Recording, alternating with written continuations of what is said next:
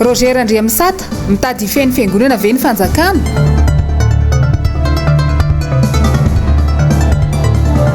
Ena efa ho arivo kilao no raofiny commune fa napara-pahefana tanteraka ho ireo mpivarotra eny sotry.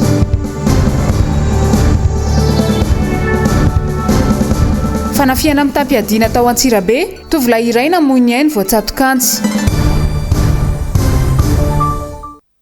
Manano mbola tsara atsika jiaby izay manaraka ny fahita lavitra MBS amin'ity matonaly ity, fotoana ny vaovao amin'ny androany robia fa 7 ny volana Septambra taona 2024.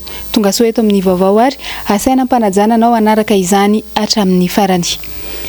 Vaovao makasika ny eo amin'ny finoana dia isan'ny voakasika amin'izao resaka amiana ara-pahasalamana izao ny fiangonana. Ray aman-dreny ara-panahy iray araka izany no nilaza ny heviny androany teny amin'ny 67 hektara teny. Miradora Benjamina sy Andra Kotomalala no mitatitra izay vaovao izay. Maro ireo mpitondra fivavahana no tsy makasitraka ny fanapahan-kevitra napetraka ny fitondram-panjakana. No ferana tsy mihoatra ny zato mantsy ireo mpivavaka ary tsy azo atao ny fandraisana ny fanasan'ny tompo. Dia amin'ny fitsikemo zany reny tsy misy iombonana akory ny vera na iombonana ny mofo hoe zaraina maromaro fa samy manana ny azy. Ary tao anatin'ity urgence sanitaire ity aza moa dia maro ny fitsikemo nandray fanapahan-kevitra manokana ny hoe tena atao individuel ny kapoka sy ny mofo. Ary dia nanarahana fepetra tena hoe entitra sy enjana tao anatin'izany rehetra zany. Ary mifalalako azy na any amin'ny fiangonana hafa azy izay fataotro ihany koa dia samy mitondra ny veram-pandraisana avy any an-trano ny olona. Raha tsy diso avy ny havantsika ny havana loterana dia manao zavatra tahaka izany. Ka tsy hitako loatra zany izay antony hoe resahana ny hoe tsy azo atao ny fandraisana fanazan'ny tompo. Rehefa mpifandraisana amin'ny zava-misy zany amin'ny ankapobeny amin'ilay tao anatin'ny urgence sanitaire iny mbola ao anatiny motsika izany zao dia mahalasa eritreritra ihany fa mahatehiteny hoe tosala misy finiavana ty feny fiangonana ao anatin'ilay izy. Za zany tsy mipetraka amin'ny toerana hoe lafiny hoe politika fa tena mampitondra vavahana tosala mitiana fezina amin'ny fiangonana ilaza santiona vitsivitsy ohatra ny hoe efa mazava tsara ao anatin'ny fitsipika na ny lalàna fa eken'ny fanjakana eny antsony hoe existence juridique ny fiangonana eglizy resako nefa dia nisy fotoana zany rehefa niteny ny mpitondra fanjakana ambony hoe misy ny urgence sanitaire mikatona ny fiangonana dia mikatona daholo ny rehetrarehetra ny fiangonana mbara ny rehetra tsy mitsanatry mampilahatra an'izany akory dia mikatony reny zany. Fa nilaza ndray ny fanjakana misokatra fa tsy mihoatra ny 50 daholo ny any amin'izay fitoeram-pivoriana samy hafa dia nilaza koa ny fiangonana misokatritsika izay ilay manam-pahefana ara-piangonana autorité ecclésiastique no tokony hiteny an'izay fa tsy ny fanjakana. Fa ny fanjakana milaza fotsiny misokatra fitoeram-pivoriana mahazo manao 50 ianao na 80 dia milaza an'izay. Teto Antananarivo tsy fantatro natany amin'ny faritany koa dia noterena haka autorisation fiangonana. Zay efa manana ny antsoina hoe existence juridique. Isorana ny tompon'andraikitra ny tanàna teto Antananarivo moa ny préfet toko isorana moa zany satria natsapa izy tatorina dia zao zany nijanona ilay fangalana autorisation. Fa raha ny tena marina tena tsy tsokony natao mihitsy zany hoe fangalana autorisation zany. Angana angalana autorisation spéciale mbara. Angana angalana autorisation spéciale ny toerany unité restaurant. Tsy nangalana autorisation reny tsy nakana hoe aiza ny lisitry ny olona mivavaka na ny olona niditra tato aminareo bus monga avitsika angalana ny lisitry ny olona nandeha bus na hoe nangalana autorisation spéciale ve fa nalazaina fotsiny hoe miasa ny bus dia miasa izy. Iny zany ny anankiray tany amin'ny faritany sasany zay moa zany dia miezaka mahazo ny vaovao rerany amin'ny faritra maro samy hafa mampitondra fivavahana dia nisy ny filazan'ny fanjakana hoe misokatra ny fiangonana tsy hoe misokatra moa fiangonana fa misokatra ny bara misokatra nyzao misokatra ny tsena etsetera afa-tsy amin'ny rety faritra rety ihany any amin'le lazaina hoe nisokatra dia nilaza koa ny tompon'andraikitra taty amin'ny fiangonana misokatra tsika manerana Madagasikara afa-tsy amin'ireo le hoe tsy tokony isokafana ihany dia misy manam-pahefana nefa any amin'ny faritra sasany avy dia milaza amin'ny fiangonana hoe tsy mahazo misokatra zany. Ary mahagaga mihitsy zany toe zavatra zany. Ary za tsy te hiditra polémique amin'ity zany fa lazaiko ihany ity zany inoko fa horen'ny manam-pahefana samy hafa zany. Tsy vita an'izany fa tany amin'ny toerana sasany tsy navela velomina hatramin'ny lakolosy. nefa de misy karazam-pivavahana hafa zay tsy fampialonana l izy fa tsy le fivavahana no metsiny na velany tatatata mandritra ny tontolo andro. Misy fomban-drazana natao dia olona amin'arivo ny entany anatin'le fomban-drazana ny fiangonana nefa tsy navelany sokatra tao anatin'le raharaha ary nanavela misokatra azy ny fiangonana de misy karazana CCO sasany any amin'ny faritra mandeha mihitsy makany am-piangonana mandrefy ny W. Ahoana moa zany? Sala misy manimba heritreritra l izy to te feny fiangonana ve zany so miezaka hoe ampalemin'ny fiangonana. Za zany teteny any amin'ny tena teny tsotra teny ray aman-dreny hoe aza miady amin'Andriamanitra fa rehefa miady amin'Andriamanitra ianao de voué à l'échec, tsy magnomba zavatra ataonao rehetra. Ny fiangonana no mivavaka ho an'ny firenena tokony hatsiaro an'izany ny mpitondra rehetra nizaniza mitondra eo de tokony hatsiaro hoe fiangonana zany vavaka ho an'ny firenena zany. Manana ny foto-dalàna amin'ny fe azy raha ny fiangonan'i Jesosy Kristy eto Madagasikara manokana, mijoro ara-panjakana ihany koa ary eken'ny lalàna eto amin'ny firenena ny fisiny. Io zany de misy fisarahana mazava tsara ny fanjakana sy ny fiangonana indrindra moa zany ho an'ilay manana statut ana fiangonana satria misy mizara roa tsara ny karazam-piangonana eto Madagasikara. Misy ireo le antsoina hoe association culturelle fa misy le manana n'lay statut ana fiangonana voalaza n'lay diditsy volana laharana faharoa ambin'ny polo fito ambin'ny folo amby zato tamin'ny voalohan'ny oktobra roa ambin'ny polo sivanjato sy arivo manomboka eo amin'ny andininy fahavalo amby telopolo de miresaka mazava tsara ny amin'ny antsoina hoe église zany ary eo amin'ny fahefapolo moa de milaza ny hoe andiny fa sivy amby telopolo de milaza hoe eken'ny lalam-panorenana tafiditra ona miatra lay voalaza lalam-panorenana kasika ny fisarahan'ny fanjakana sy ny fiangonana. Ary eo amin'ny andininy fahefapolo de milaza hoe misaraka ny fitantanana ny fanjakana sy ny fitantanana ny fiangonana, samy manana ny fitantanana reo ary manana olona ny fiangonana zay eken'ny fanjakana ary raha teo fa solotenany de misy koa le antsoina hoe ny faneken'ny fanjakana ny antsoina hoe existence juridique ny fiangonana.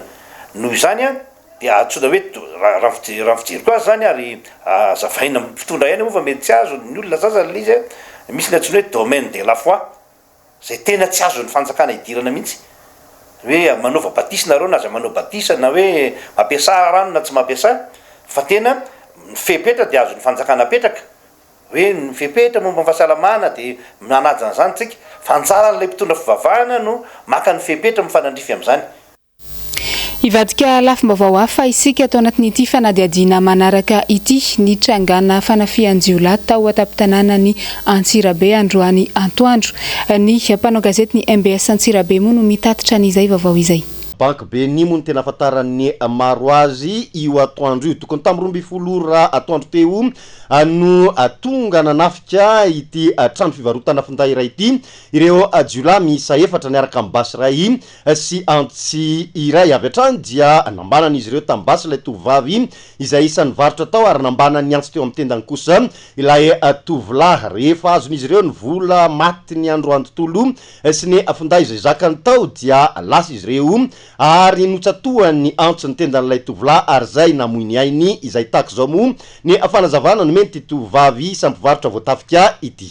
Olana kefatra nantanetany zareo aloha de mbola nisy olona mividy teo de aveo amizay rehefa lasa aloha hoe mbola antany deba ozy izy zay hoe tsy milatsaka amin'ny tsofa vidiny de alainay sara rehefa aveo ozy izy de lasa zareo teretereny efa tsisy olona tsony teo de miverina teo zareo de ka ozy tsy mena tsofa ozy ny vidiny de ozy dina hoe tsy mena tsofa tena prix fixe io de aveo amizay niodina kely diny de nanderaka le amboan'le vola tao ambany de aveo to de nidirany zareo amizay de za mbola tsesika teo amin'ny seza de efa nitombana ny nataony tamin'ny basotra hoe tsy metsika eo tsony ndry de nitsanga anatiny tsy hena metsika aho de aveo amizay gaga be de zareo koa tsy efa misy midina manambana basy antina de le lehilahy anankiroa efa mangorona ny telefônina sy vola de zany hoe mandohalika inga ndry fa mikikika efa apokako amin'ity basy ty aloha ndry de aveo nandohalika teo ambany teo de niondrika de aveo amizay nandeha nitsangana teo amin'le olona satria tonga de andeha ataonao trano tena nitindosika azy ataon'izao izy mba ataon'izao zay efa mikatry de aveo amizay ozy de mangina ho andry de efa lasa le lehilahy nitazona basy de dina mbola nitrondrominy ihany ny tendany tsy fantatra nefa olona ohatrany kotie be zany le olona tonga teo de lehilahy anankiroa mbola kizikizy kely nandeha nakanjo zareo sady mitondra gony fotsifotsy mandeha tongotra dia le lehilahy zany tonga dia nitsindrominy atsy zany miasa dia niazakazaka trano izy ty dia andao ozy izy vonjeo zay fa tsindrominy atsy dina dia efa mandeha raha be dina efa tonga eta efa midinika be ny dra efa tsy nena tsony izy lasany fa tena tonga dia nitsotra be masina rehefa miakatra. Ny tena nagaga dia tsy nisy nafantatra mihitsy ny nandritran'izay fanafiana io atoandro io izay na dia azo ambara aza fa tena morona rabe ary eto anaty tanàna tapo-tanàna mihitsy nisehony zany fanafiana izany ary marika ihany koa zany fa tsy mandry fahalemana mihitsy ny vahoaka amin'izao fotoana izao raha efa sa manafika andro atoandro eto Antsirabe ireo andianjiolahy ireo. Eo amin'ny vaovaony sosialy izay hatrany iverina eto Antananarivo isika ato anatin'ity fanadihadiana manaraka ity, mbola mitohy hatrany ny antso-jay ataony fitondram-panjakana amin'ireo vahoaka madinika hatramin'ny izao. Tamin'ny ity androany ity dia velotaraina indray ireo mpivarotra hena eny amin'ny tsenany Sotry eny. Njavandriamahefa no teny an-toerana niaraka tamin'ny tahiriny aina Ranarinirina mitatitra ny vaovao. Ny zoma lasa teo tokony tamin'ny valora maraina nanao be midina teny Sotry ny ekipan'ny commune nahitana ny avy amin'ny BMS sy ny polisy communaly. Ny safo sy ny jery ireo tsena izay tsy manara-dalàna eny an-toerana. Avy hatrany dia ireo mpivarokena no novatan'ny ireto farany. Tsy misy andrasandraso fa tonga dia akandroka hena izay veriny ireto mpiasan'ny commune ireto fa tsy manara-dalàna. Laza avokoa ny hena teny an-databatra. Nisy ireo niezaka naka ny taratasy tany an-trano sainga lasa foana ny hena. Le tamin'ny zoma zany hitanareo tonga zany le izy avy any. Rehefa tonga le izy avy any dia tonga dia aiza ozy izy ny carnet anareo dia ozy izy zay hoe le carnet mbola taraitsika ilany ambotra manjaka le izy fa voaka aloha alaina vetivety ny henanay nefa misy fotomboka mandeha normal daholo zao tsisy zavatra hoe tsisy anona zany tsisy taratasy dia rehefa aveo zany le izy tonga dia ozy izy hoe ahoana ozy izy reto hena reto fa tsy ara-dalàna reto fa alao rozy reto entina aloha dia anina amin'ny BMS zay ozy izy nalainareo le hena. Dia tsy hitanay zany zay atao dia tena nirofany zalahy zany le hena dia entiny tamin'ny gony daholo hena 700 kilao. Atsoafy zany dia tena mamangataka le tompona andraikitra zany mba hijery akaiky fa tena lasa ohatran'ny fanjakany baroa le izy dia lasa mandeha tsisy hanina fotsiny le izy. Lasa mampalahelo be zany le fitondram-panjakana raha ohatra zany foana natao sa nefa nenao mba vola kely 200 sy 600 mba alaina amin'io nefa lafa zavatra tsy mandeha amin'izay loany le izy. Soray zany nenay no zara roa dia nila kisoa zany tonga dia nalainy daholo ny teto. Mbola tsisy toy aloha amin'izao aloha na hoe nakaiza le hena na nakaiza fa tsy fantatra izy. Fa tsy mety kosa aloha raha zany natao le fitondrana raha ohatra hoe avy amin'ny fitondrana zao zavatra zao tena tsy mety kosa tena tsy rariny. Fampandosoana no tokony atao fa tsy zavatra famono ohatr'izany. Katsaina mihitsy ny tena antole izy nefa izay ary nenanay mitomboka foana carnet mitomboka dia savy dia hoentina zareo fotsiny hena hoe avatrareo anaty kitapo dia hoentina le izy dia zay aka le carnet dia tonga tany zay aka le hena sady mitona le carnet dia tsy meny zareo tsy le henanay sy mifahatiatika teo amin'ny 3 millions teo. Rehefa tonga moa zareo nandroaka ny hena tsy afaka nanao ninina intsony ny voaka fa maro ireo hena lasa ary amina rivona kilao mihitsy ny lasany tany. Ankoatra izay matsiaro vohitsakitsaka zo ireto mpivarotra ireto. Raha nangataka fanazavana tamin'ny tompona andraikitra mantsy izy ireo dia voilikilika hatrany. Dia ireo ian'ireo raha tokony rariny sihitsiny raha hoe tsy ara-dalàna na tsy salama le hena tokony hoe ny raha masina natrika nisy mpanao gazety dia nidorana le hena. Fa nefa kosa le hena tsy nodorana fa avy dia nangazena trano anankiray. Rehefa nangazena trano anankiray le hena ka mba nitaky ny zon'olombelona zay fa nososena ny zon'olombelona dia ilikilika sy rokalika tahaka ny zordirana nazo anay tao amin'ny tobi-pahasalamana ny BMS. Nangataka ny rariny sihitra zay tsy nitondra korotana tsy nitondra kitaba fa araka ny zavatra nitranga moa dia fa nilikiliana sy hery famoretana ny zavatra nisy tao. Tsy nanana natao hoe droit de l'homme intsony zany ny vahoaka majinika. Efa vita saisie zany ozy ireo henireo dia tonga dia zaraina ho an'ny sahirana. Kanefa tompoko raha hoe hena marary ve le hena dia manakory moa zaraina ho an'ny sahirana amoniny mahanitra mitovy aminay ihany ve. Fa mitodika any amin'ny ben'ny tanàna avokoa ny maso ny arivo amin'izao fotoana izao sy ny ekipany. Anisan'ny efa enim-bolana mihoatra manko izay no niasany ity ben'ny tanàna ity niaraka tamin'ireo ekipany. Efa tapitra araka izany ny ese ny Easy Park no tena isan'ny andrasan'ny maro amin'izao. Miradora Benjamina no nanao ny fanadihadiana niaraka tamin'ny Andry Rakotomalala. Isan'ny fampanantenan'ny ben'ny tanàna nainandre tsy toaina tamin'ny fampelezan-kevitra nataony ny fanafoanana ny Easy Park. Manontany tena nefa ireo ny fidy azy ireo ankehitriny ny amin'ny fanatanterahana izany fampanantenana izany. Raha ny tsikaritra mantsy dia mivoana tanteraka mively ranony arivo izay nataony ny zavatra tanterahany.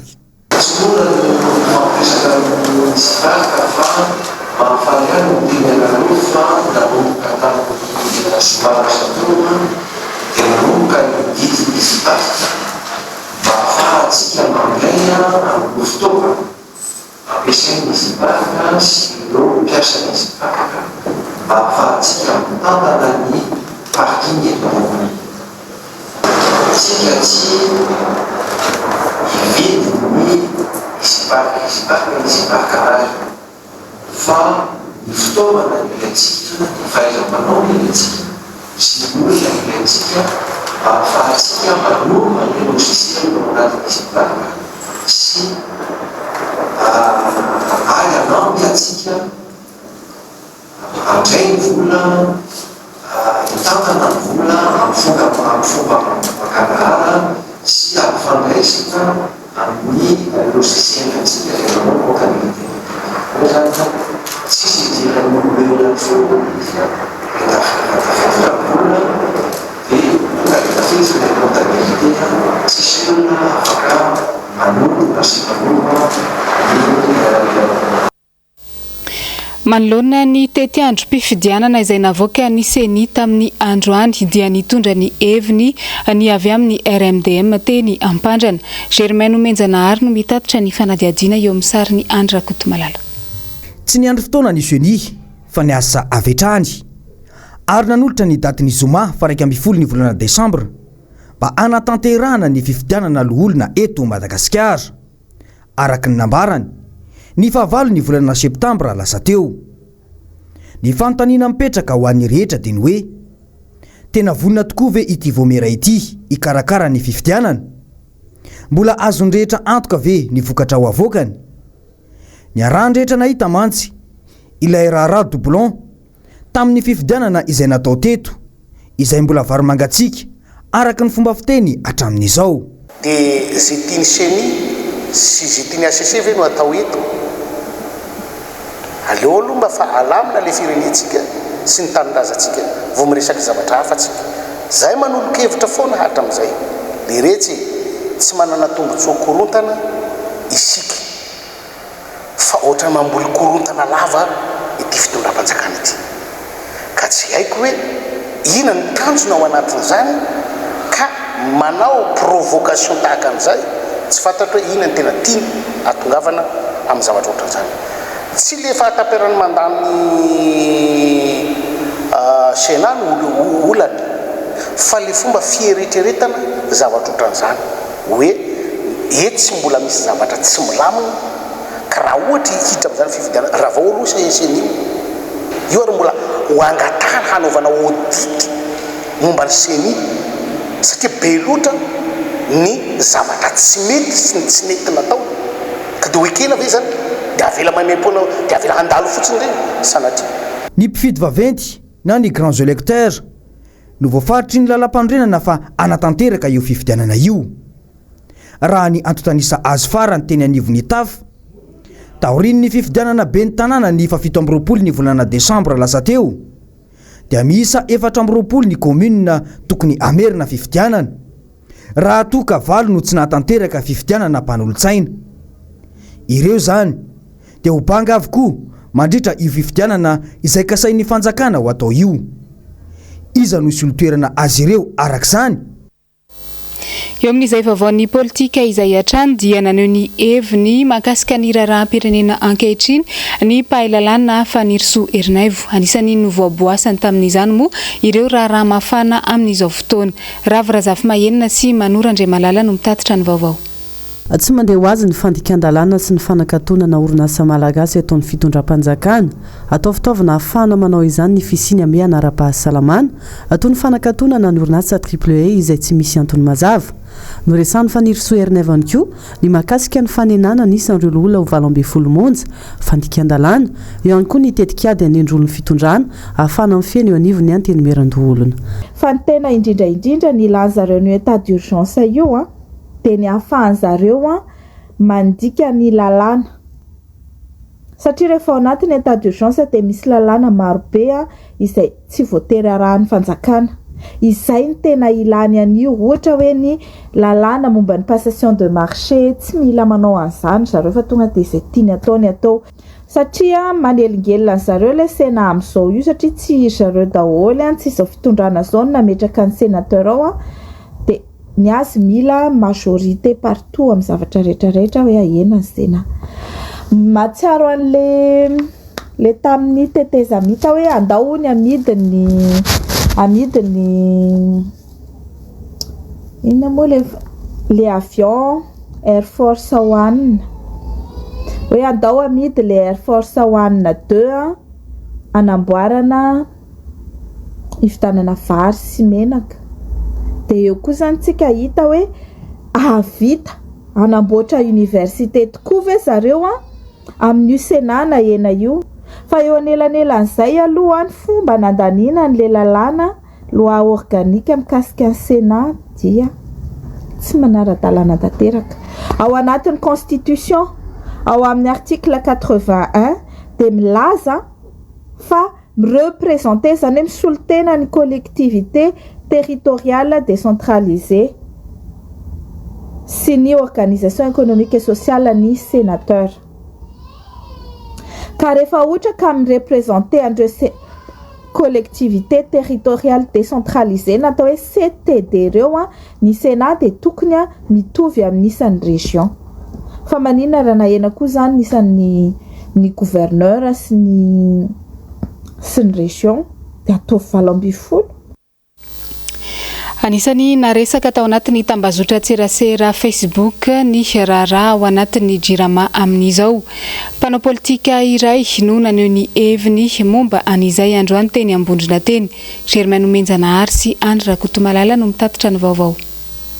Taorin'ny raharaha Bomosiseta sy ny raharaha écran plat teny amin'ny CCO.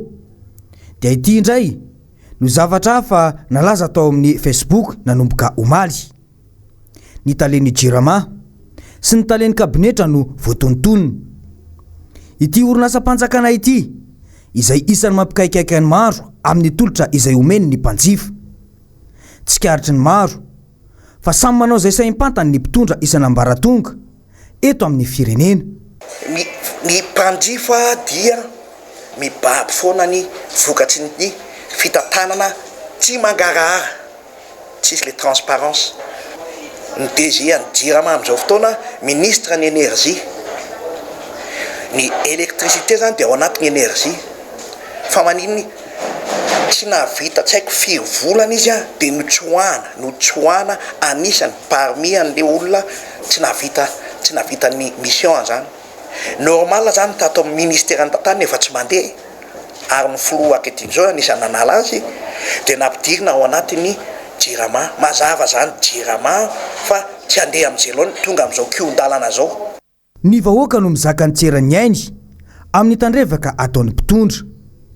Ny songadiny zany tao anatin'ity fihibohana ity. Ao anatin'ny fahamehana ny mahita zany facture anankiroa ny lakana ny lalana amin'ny tuyau ny bizo andehanan'ngano efa mipoka fotsiny elaela dia tapaka ery ny tuyau tsy misy eny fanatsarany hatramin'izay lalana maizina ny rano tsy misy ny jiro tapaka foana ny délestage jerevana ny insécurité so misy mamaky trano ny fandifana ny jiro sy rano dia tokony ho maimai-poana mandrapatapitry ny fihibohana. Andrasany maro ny fandraisana fanapahan-kevitra avy amin'ny fitondram-panjakana momba ity raha ity.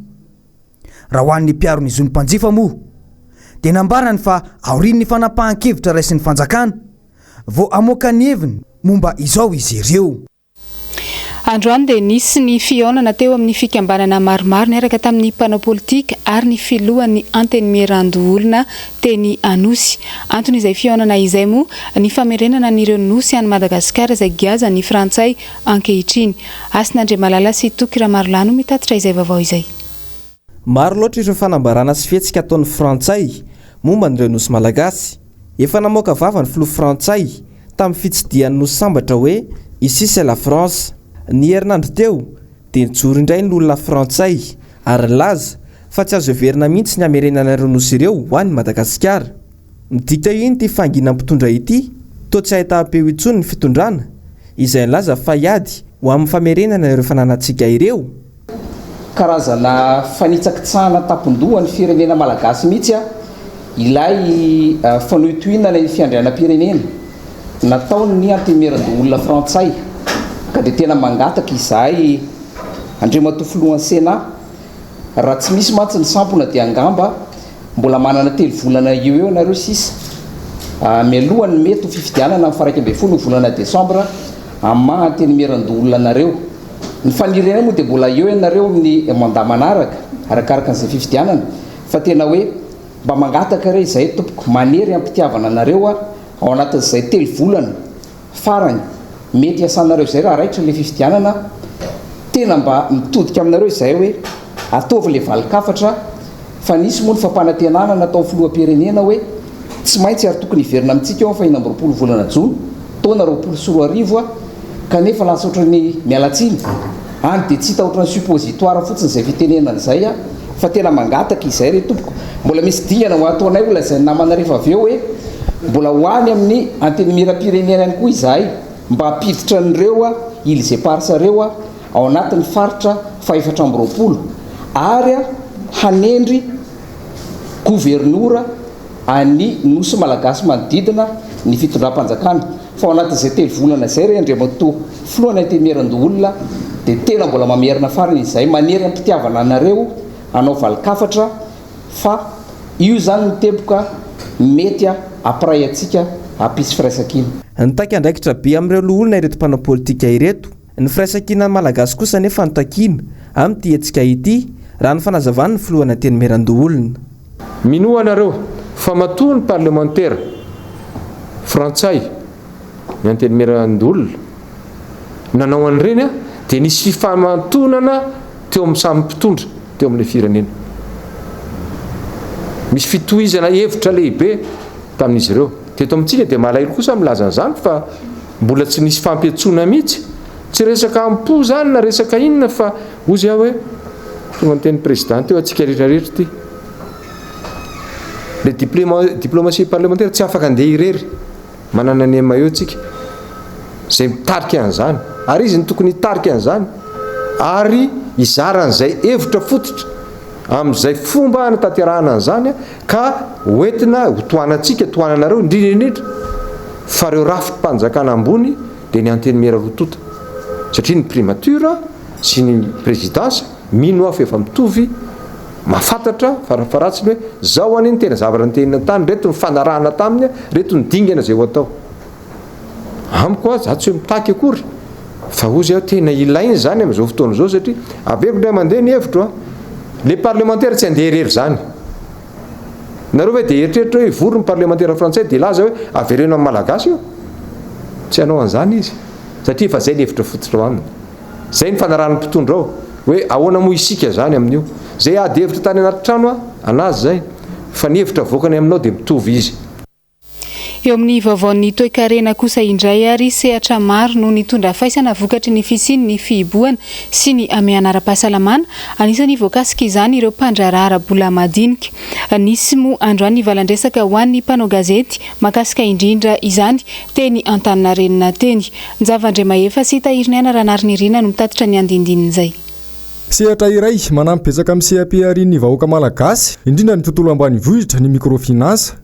Tao anatin'izao amiana ara-pahasalamana izao anefa nisy fiantraikany lehibe teo amin'ny teti-bola nentin'izy ireo miasa izany. Manjavozavo tanteraka no avin'ity sehatra iray ity. Miantso vonjy amin'ny fitondram-panjakana araka izany izy ireo. Miena be ny mpindram-bola noho le krizy ny anjady ny tsirairay. Ny zavatra tsapa ny épargne sy ny dépôt-ny olona raha no mivoaka satria tsy mandeha ny activité any dia mila vola izy. Lojika be angambo izay. Izany zavatra rehetrarehetra zany vao maika manampitrotraka amin'ny fitantanana ny ara-bola ny microfinance tsirairay.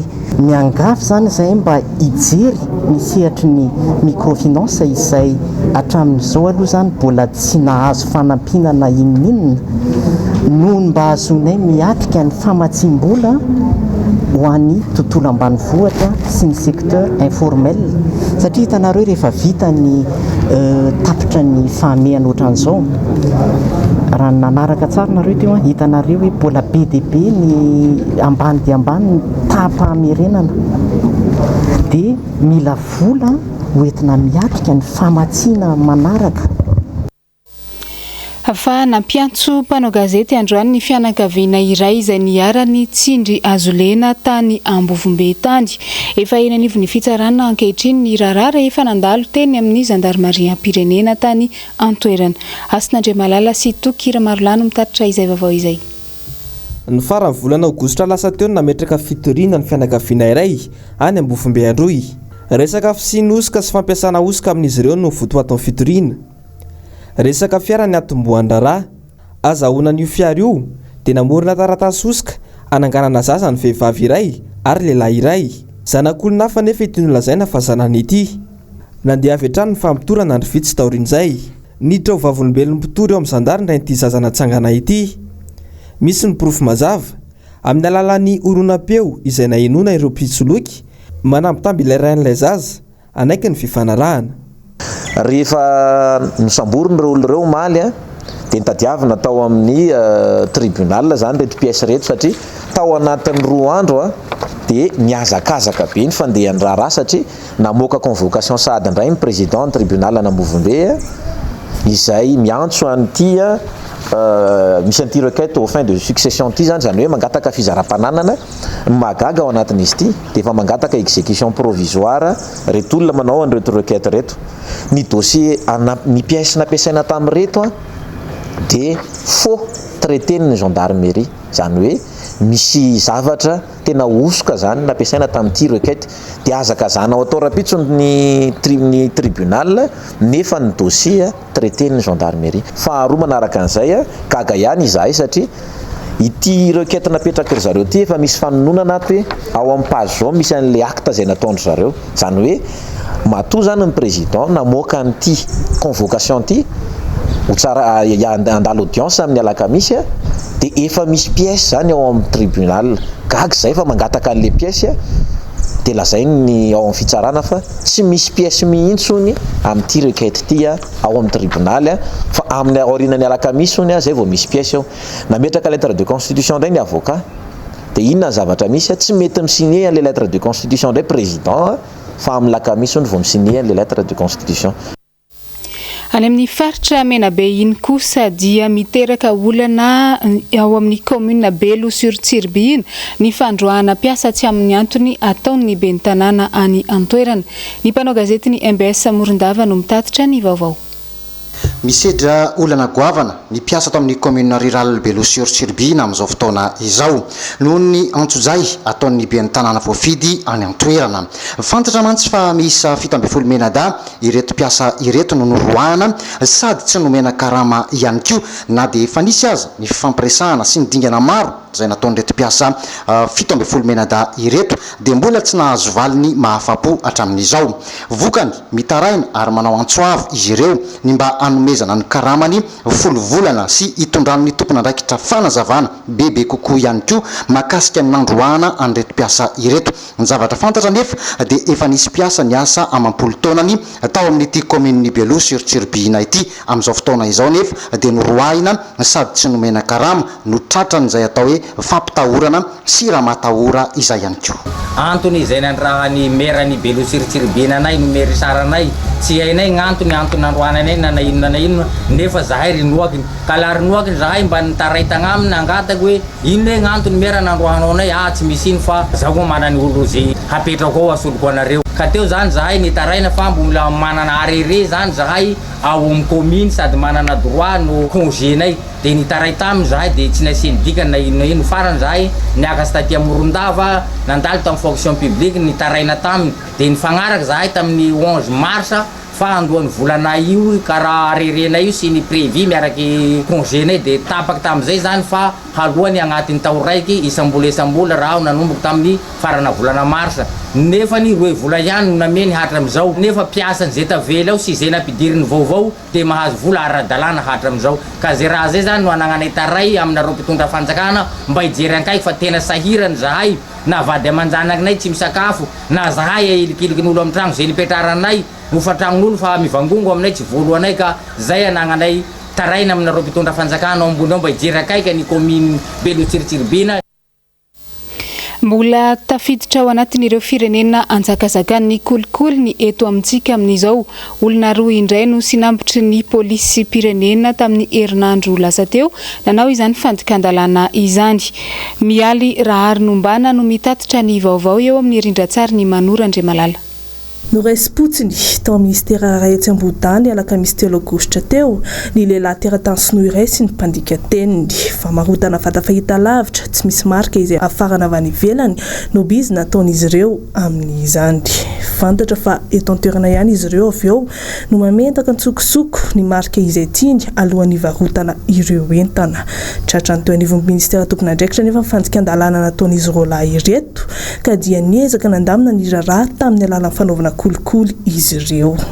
Nametraka fitoriana teny amin'ny bureau polisy teny Analakely avy hatrany teo anivon'ity ministera ity io alakamisy io ihany ka nosamborina ity teratany sinoa ity sy io mpandika teniny io. Tsy nionina tamin'ny fikasan-dratsiny fa mbola namoaka vola sy nanolotra vola 7 alina sy 400 ariary indray izy roalahy ireto teny amin'ny bureau mpitandro filaminana nandritra ny fakanambavany azy ireo. Voapirofo noho izany fa ny kasa anao tokolokolo tokoa ity teratany sinoa ity sy io piraitsy-kombakomba taminy io. Efa niakatra fampanoavana omaly Alarobia ity raharaha ity ary nahitra ponjavonjo maika eny an-tanimboly izy roalahy ireo taorian'izay. Eo amin'ny vaovao sy maresaka eran-tany isan'ireo toerana be mpifindra-monina ny any Moria izay anosy ao Grèce ao. Efa mahatratra 3,1 alina mony isan'ireo mponina raha toka ny ampahefana izay ihany no zakan'ity toerana ity. Nitrangana loza mahatsiravina tany tamin'ny alina teo. Mialy Raharinumbana trano no mitatitra n'izay vaovao izay eo amin'ny rindrantsary ny Manora Andriamalala. Ny sehona famaizana goavana tany amin'ny tobiny Moria ao amin'ny nosiny grek de Lesbos alina nahatratra 7,900 ny famaizana sy ny fampitehana tamin'izany. May avokoa ireo tranolay 3,000 ny toerana ireo mpitady fialokalofana maherin'ny 3,000 sy 1 alina. Tsy nisy kosa nefa fa nienana fohy na dia teo aza izay amafonloza izay saingy nisy tamin'ireo niaran-doza no naratra sy sepotra vokatry ny firehetana. Isan'ny napitatra vetivety ny afo moa ny fisina bararata niry tao amin'ity tanàna ity. Ny roso tamin'ny fivoriana androany maraina ihany ny fanjakana ny toerana ijerena ny vahaolana. Isan'ny fipetrana horaisina tamin'izany ny famindrana ireo zaza sy ankizy misa 700 any Grèce continentale. Iny ihany koa no nandesitsika manakatona ny vaovao tamin'ity niany ity mankasitraka anao nanaraka izany hatramin'ny farany. Mametraka ny veloma samy tsara ao amintsika jiaby ny tenako ho amin'ny manaraka indray. Veloma tompoko.